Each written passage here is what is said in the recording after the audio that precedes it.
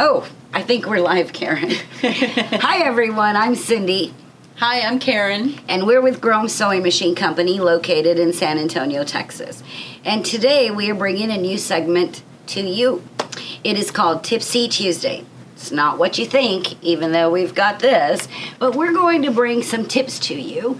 And what we would like is for you to leave a comment with your tip so that maybe we can share it with everyone else that's viewing these videos. The other thing that we'd enjoy is if you would leave us a review, and maybe we'll pick yours out. You can go to Google Reviews, Yelp Reviews, or even Facebook, and we would appreciate anything that you have to say.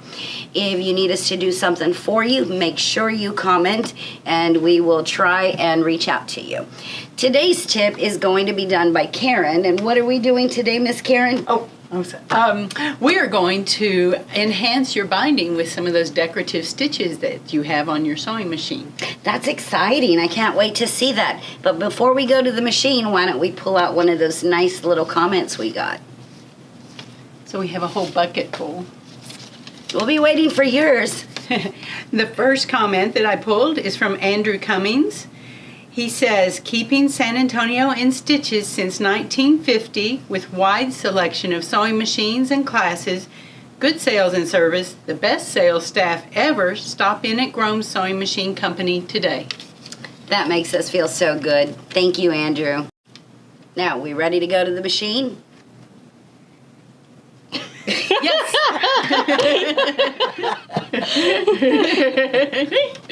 Let's go. Shall we bring our wine? Yeah, why not? All right. This is a sample of one of the quilts that I did a decorative stitch on the binding. You can see that it didn't go all the way to the back. I just did it on the top before I ever bound the quilt. I have a couple of other samples. I thought it would be fun to do this decorative stitch on this binding here. Same thing, it's just on the top. And then I have another one, and I used a variegated thread to do this stitch on the binding. And this is very similar to the stitch that I'm going to use today. So I start out with the binding fabric, and I'm going to stitch it before I ever cut it up. I need some stabilizer back here, a tearaway stabilizer, something that'll come off easily. I'm going to give myself a 1-inch line because I don't like to start right on the edge. Now my bindings are 2 1/4 inch, but whatever size you like, you can mark that next. So I'm going to mark the 2 1/4 inch, and then I want to mark a 1/4 inch right here. That's for my seam allowance.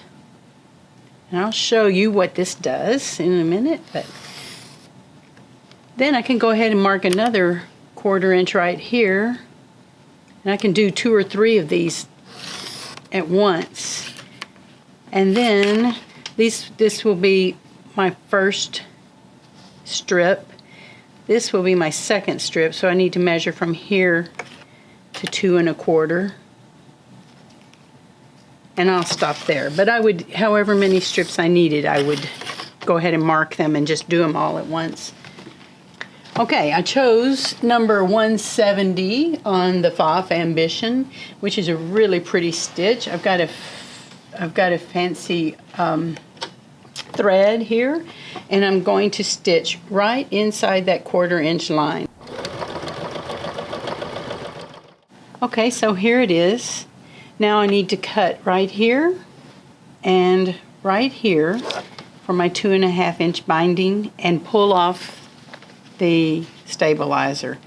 Okay, I have the 1/4 inch foot on so that I can keep the stitching in the 1/4 inch. I've turned the face of the binding to the top of the quilt.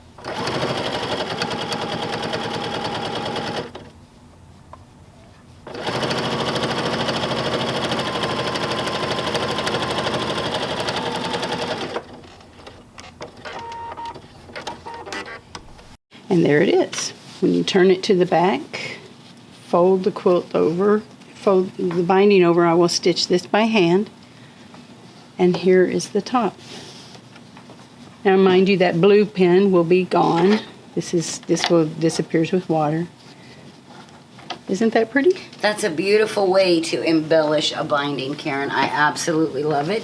And I know the ladies watching and the men are going to love it. And I bet they're going to try this technique.